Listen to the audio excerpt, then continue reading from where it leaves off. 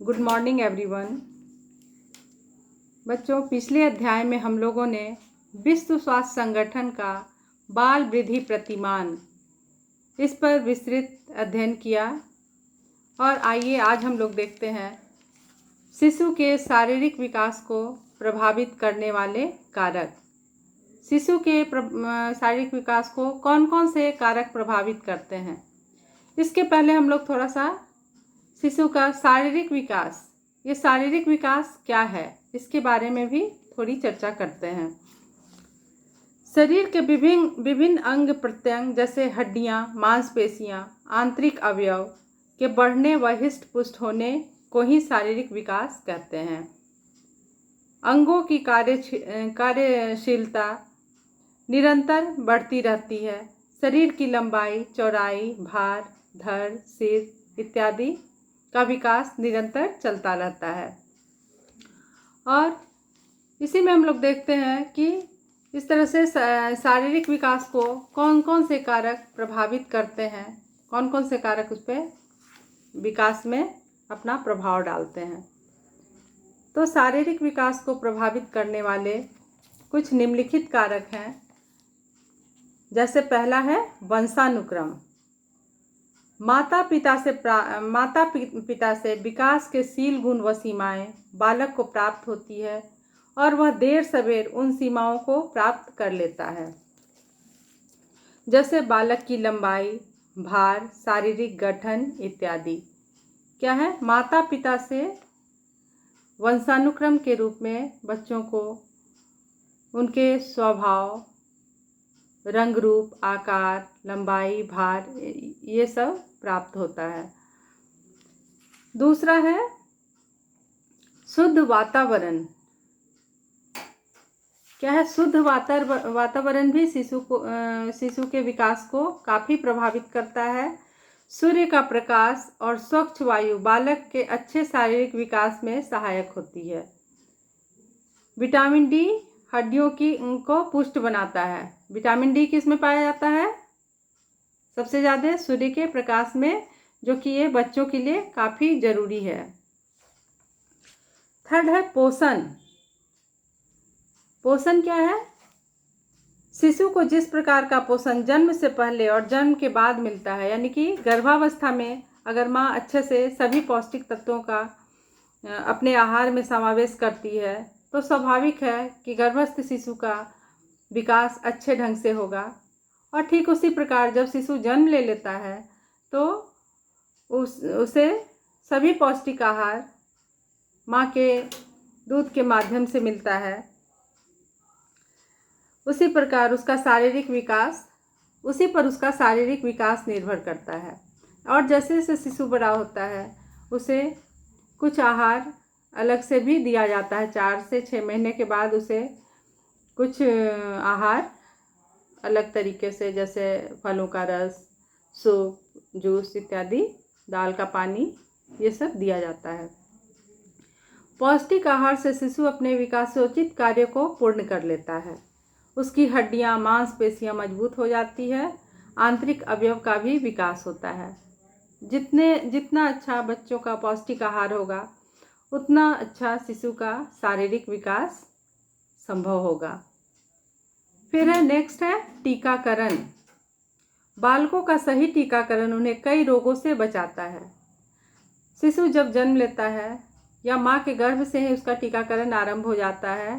जैसे कि 7 से 9 माह के बीच माता को टिटनेस का 2 इंजेक्शन लग जाता है। और जैसे ही शिशु जन्म लेता है, जन्म से 1 सप्ताह के अंदर उसे BCG का टीका लगा दिया जाता है। तो इस तरह से रोगों से बचाव के लिए, विभिन्न रोगों से बचाव के लिए शिशु के लिए टीकाकरण अत्यंत आवश्यक है, जिससे निरंतर शारीरिक विकास कर पाते हैं। उसके स्वास्थ्य पर बुरा प्रभाव नहीं पड़ता है। अगर बच्चे स्वस्थ रहेंगे तो विकास भी अच्छे ढंग से होगा। और शिशु के स्वस्थ रहने के लिए रोगों से बचना जरूरी है। रोगों से बचने के लिए टीकाकरण आवश्यक है। जो बालक बीमारियों से ग्रस्त हो जाते हैं उनका शारीरिक विकास भी पिछड़ जाता है। हम लोग ऐसे भी जानते हैं कि कुपोषित बच्चे जो हैं उनके सभी विकास धीमे हो जाते हैं, उनके उम्र के साथ सही ढंग से नहीं हो पाते हैं। फिर है अंतःस्रावी ग्रंथियाँ। बालक के शारीरिक विकास पर हार्मोन्स का बहुत प्रभाव पड़ता है। थायराइड, पैराथायराइड के स्राव शरीर की वृद्धि व हड्डियों पर प्रभाव डालते हैं। पीयूषिका ग्रंथि के कम काम करने से बालक में बौनेपन आ जाते हैं, यानी कि बच्चे की लंबाई जो है वो नहीं बढ़ पाती है। और अधिक स्राव से असामान्य रूप से वे लंबे हो जाते हैं। पीयूषिका ग्रंथि के कम स्राव से बच्चे छोटे हो जाते हैं, बहुत अधिक स्राव से बच्चे बहुत अधिक लंबे हो जाते हैं। थायराइड का स्राव थायरॉक्सिन हार्मोन्स और शरीर के अतिरिक्त गतिविधियों को भी नियंत्रित करता है। फिर नेक्स्ट है गर्भावस्था। माता का गर्भावस्था के समय स्वास्थ्य, उसका पोषण, टीकाकरण, मानसिक स्थिति सभी बालक को गर्भ के 9 महीने में प्रभावित करती है। जब तक बच्चे माँ के गर्भ में 9 महीने तक रहते हैं तब तक ये सभी कारक जो हैं, जैसे उनका पोषण हो गया, टीकाकरण हो गया, उनकी मानसिक स्थिति, इस बात पे बहुत ध्यान देना है। जो भी गर्भवती महिला है, कोशिश यही होनी चाहिए कि उनका पूरा ख्याल रखा जाए। समय पे खाना, संतुलित खाना, भोजन, सभी पोषक तत्वों से भरपूर, किसी तरह का मानसिक तनाव उसके अंदर नहीं आने पाए, इस चीज़ का ध्यान रखना है, क्योंकि इसका सीधा प्रभाव गर्भ में पल रहे शिशु पर पड़ता है। अगर माता स्वस्थ हो, तनाव रहित हो, तो बालक का शारीरिक विकास गर्भ से ही उत्तम हो जाता है। जो भी माता बहुत प्रसन्नचित्त मुद्रा में रहती हैं, हंसते खेलते उनका 9 महीने का समय पूरा हो जाता है, तो उनके बच्चे का जो विकास है, सभी तरह का विकास, वो काफ़ी अच्छा होता है। आगे भी जन्म के पश्चात ऐसे बालकों का शारीरिक विकास, जब जन्म के समय शारीरिक विकास अच्छा है तो स्वाभाविक है कि जैसे जैसे उम्र के साथ बढ़ते हुए बच्चों का शारीरिक विकास भी बहुत अच्छे ढंग से होगा। और शारीरिक विकास में एक और तत्व है जो इन्हें काफ़ी प्रभावित करते हैं, ये है परिवार। परिवार में जहाँ बालक का लालन पालन होता है, उसे वहाँ विकास के अवसर प्राप्त होते हैं।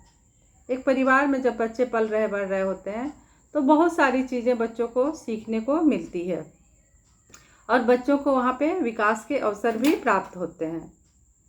जितने अधिक उसे खेलने कूदने की सुविधाएं व अवसर दिए जाते हैं, प्रोत्साहन मिलता है, उतना ही वह शारीरिक रूप से अच्छा विकास कर पाता है। तो बच्चों के खेल कूद में भी उसे थोड़ा छूट देना चाहिए और जिस खेल में या जिस चीज़ में उसकी रुचि हो उसमें उसे प्रोत्साहित करना चाहिए, ताकि वह आगे उसी कार्य में बहुत अच्छा कर सके। तो आज के लिए इतना ही।